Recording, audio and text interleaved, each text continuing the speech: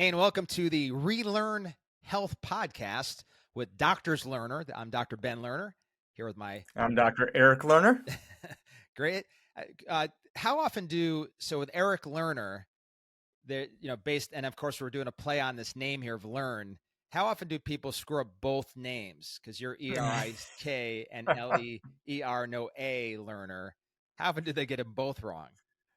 Well, it's not often that people have to write both down, so they usually go one or the other and get it wrong. So, yes, because my email is Dr. Ben Lerner at Gmail, and they always people are like I sent you an email. I'm like, take out the A. Oh, okay, sorry. So getting into this is a great topic today. We're really kicking off this podcast here with what is health. So if we have to relearn health, we have to really understand what it is. One of our mentors, Dr. Ian Grossum, who's went to be with the Lord many years ago, said most people don't know what health even is. So how could they possibly create it? And this idea of relearn, Alvin Toffler, who's this futurist and this American writer, wrote this quote that he said, "The illiterate of the 21st century will not be those who cannot read and write, but those who can't learn, unlearn, and relearn." So we have to relearn as well as unlearn what health really is. So Dr. Eric, why don't you kind of kick us off here? yeah, so we've really been taught through generations. Like, so your parents taught you, and their parents taught them, and their parents taught them, right? So through generations, what we've been taught is that the way you look at health is basically if you feel good, right? You don't have symptoms going on, and symptoms aren't just pain or headaches or stomach issues, something like that, but even like test results. If your blood pressure numbers are, match what are considered normal, or if your cholesterol numbers are normal, then really we've always been taught then that's good. You're fine. You feel good. Your numbers all match up. Then you've got nothing to worry about. The problem there, and because all that sounds logical, but the problem comes in if you look at it from the other side. If you look at it from the study of pathology or the study of disease, there's a big issue. So our family, Dr. Ben and myself, we learned this in the harshest of ways, in that our dad, who was basically our age, right? So right around between me and my brother Ben's age, he goes to a doctor. They check his blood pressure, looks good. They do his cholesterol, the numbers look fine. He has a full physical, gets given a clear bill of health, and about a month later, just out in the front yard, drops to the ground, and they said he was probably gone before he hit the ground. And so our dad had a massive heart attack. And so when you look at that, a situation like that, my dad didn't go from 100% healthy because all of his numbers were good and he felt fine and everything else, to 100% dead. There was some serious issues going on inside his body, regardless of what he was feeling. And really, in the end, if you look at it, my dad, the reason his cholesterol numbers were normal was because he was taking cholesterol drugs. The reason why his blood pressure was normal was because he was taking blood pressure medication. So because we've been taught that feeling good and having normal test results means that we're healthy, the approach then is to do whatever we need to do, chemically or otherwise, to make those numbers look good and make ourselves feel good, without ever really addressing what's actually going on inside the body. Yeah, I'm glad you brought up that, because they said, "Oh, your cholesterol and your blood pressure are good. It's going great," and obviously that was drug induced. And something you've actually said, to quote the famous Dr. Eric Lerner, once you take the drugs to lower your cholesterol and your blood pressure, it's now simply a race. What's going to kill you first? Whatever is actually causing you to be sick, or the drugs.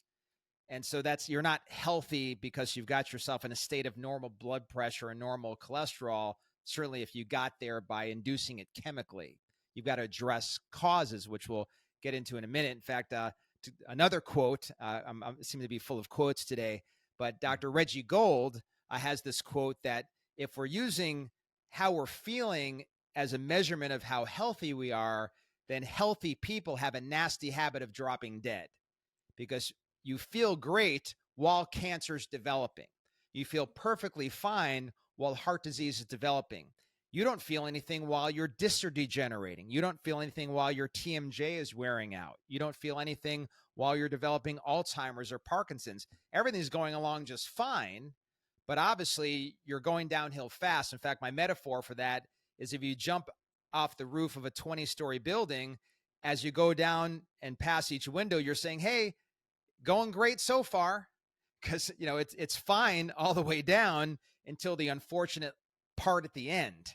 And that's where healthcare generally begins for people, is they wait until the unfortunate part at the end. But sadly, that's the end. It ends in splat, or at the very least, we're in a lot of trouble. Yeah, so we in getting our doctorate in chiropractic, we studied the same pathology books that your medical doctors would study in their schools. Is that Guyton's or pathology? Was that was physiology? I don't remember the name of the pathology book. But at any rate, when you look at pathology, or the study of disease, and they talk about a disease process, so you don't go from 100% well to 100% dead. There's a process that happens to get you to that point. And when I was in school, the book that we studied put pathology, or the disease process, into seven different stages. I've talked to other people who said that the textbook they used in medical school talked about 3 phases. So whether it's 3 or 7, one thing that both models have in common is that the symptom, whether it's how you feel or the test result, again, the test result counts the same as the symptom. The symptom is in the last phase, right? So it's either in phase 3 or phase 7, depending on whether you're using a 3-phase model or 7-phase model. So the last thing that occurs is you feeling something going on, or a test result showing up poorly. Yeah, I think along those same lines, if you could think of the disease or the symptom as an end stage phenomena, that the last thing you're dealing with is the symptom or the disease. What precedes that is all the bad function, bad lifestyle, things that are breaking down. So if you're addressing it at that point, you don't end up with the disease in the first place. Now, obviously, death still gets 1 out of 1. That's still the numbers on death. Eventually, if you live long enough, you're going to die. But we're trying to put that off as long as we possibly can by managing what truly is health today. So let's talk about like what health really is, and then spend some time on how you address that and build that. Because the idea is we're building health so we don't end up fighting disease. And that's a very different way of looking at your life. So when we talk about what health actually is, there's a number of ways to describe it, but it really has nothing to do with how you're feeling. Now, obviously, if you're healthy, you should feel really great. Like, even though I am older than my dad was when he died, I'm in my mid 90s right now. But I feel great. Like, I don't have anything really bothering me. You get, something sore or whatever. And, I have some symptoms of something every 4 or 5 years. So if you're functioning well, you don't really have a lot of problems, and you should feel really great. But that's not how you measure it. You and I both will get blood tests done. We'll have x-rays of our spine and nervous system. We're eating well and taking care of ourselves. We're looking at some other way to measure how healthy we are. So what are some of the kind of the definitions of health, so people can really walk away from this podcast and know this is how in the future, I will define my health? I think you used the main word a moment ago, but the real definition of health is when your body and mind are functioning normally, right? So the word function instead of feeling. You had talked about lifestyle. Lifestyle is something that could play a role in creating poor function, right? Leading to problems there. But the bottom line is that if your body is functioning, if your heart's functioning the way it's supposed to, your immune system is 100% functioning the way it can. It's strong. Your digestive system, everything, reproductive system, your body's working the way it was designed to work at full capacity. That is the best you can do, right? So you also said 1 and 1 dies. Yes, it's just, how are we going to get everything out of our life that we can in terms of how we do day to day, and also however many years we can get, that really all comes down to how well is the body functioning. And so if we know that, this is what would be considered a big idea, right? So if you understand a big idea, okay, function is the key here. I want my body to function as best it can. Now, every decision you make when it comes to your health and your health care, you now know, okay, is what I'm doing, is this decision going to help my body function better or worse? You also said something earlier about the race to whether it's the damage inside the body or the drugs that would kill you. When it comes to medication, medications are, sometimes they're necessary to keep you alive, to continue to work on your function, right? But medications are never good for you because they're chemicals, right? So the idea of, hey, if I take this Tylenol, is that going to help my body function better or worse? The answer is worse, right? It might take down a fever or take away a pain, but it's a chemical, it's a toxin, so that's making your body function worse. And so again, that's the key, is understand health is when your body's functioning normally, and now we can get into some things that would help create better function or worse. Yeah, like I don't like when people try to paint me with the brush of, oh, you're anti-drug or anti-injection or whatever they're saying I'm anti. Like I'm pro optimizing the way my body functions. I'm pro health. And so I know that anytime I put a chemical of any kind in it, particularly if I am using a medication, which by definition, those are the harshest chemicals. The purpose of a medication is to very specifically manipulate your body, which is the definition of a harsh chemical. That's the thing I'm trying to avoid the most are those medications. Again, there are a time and place for everything, and there are points where you do get to an end part of your life and you're fighting something, and the drugs can be helpful, but I'm doing the best I can to be healthy and stay off them. I'm not anti something. I'm pro maximizing how well my body functions. And kind of to kind of put it to work, how does this look like in somebody's life? We speaking of just being pro or anti something, I had a baby come in the other day. So this baby was diagnosed with COVID, which I like. Why are you testing a baby for COVID? I don't know why, but they said, yeah, our baby has COVID. Can we bring him in? I'm not afraid of viruses because I'm optimizing my body's function. I will see people who say they have the flu or whatever they believe they have. So the baby comes in. So the good thing is this mom is one of our patients. So she knows our job is to minimize the use of medications and to build health, to build function. So in this baby, pretty new baby, about 4 months old, we want to make sure we're doing everything we can to optimize the immune system and keep strengthening it. So she knows that once the baby has gone through the process of being sick and expelling the virus, this baby's immune system just built muscle. Like it just got stronger. So if that immune system can only bench 100 pounds when it started with the virus, by the time it's expelled the virus on its own, that immune system now benches 225. It bit the 4 wagon wheels now that this immune system's been through this condition. So she got the baby adjusted. We discussed some other natural things just to support the body's immune system as the baby got stronger and moved through it. And right away, within 24 hours, the virus was expelled. The baby's now stronger. And we did something to develop that child's body to build function, to optimize function. And that baby's now stronger moving forward. If you look at the opposite of that would have been, let's load the baby up. Antibiotics, which do nothing against viruses anyways. All kinds of other drugs and things we could have put in this baby, things to shut the coughing down because the baby was coughing a lot. Things to shut the fever down because it had a mild fever. All these drugs, and we squashed the function of the immune system. We would not have built health or made that immune system stronger. In fact, we would have weakened the immune system and weakened that child's body and minimized function, which is the opposite of health and building health. Yeah, so a lot of people, they know to some degree that things that they eat, right, affect health, right? So nutrition is funny. Some people listening to this might find this hard to believe, but if you go back 30 years ago when you and I were kind of new in practice, nutrition, as far as like something related to function and health, wasn't all that well known and not 100% accepted yet. It was getting there, but not as much as you would think now. But people now seem to understand that nutrition is important, exercise is important. And again, the reason why nutrition and exercise are important is that they help strengthen the body and, you know, bring you closer to, or give your body a chance to have better function, right? Which is health. What I think a lot of people still miss, and it's the point to what that you were just making with this baby, is you talk about it, adjusting the baby, chiropractic care.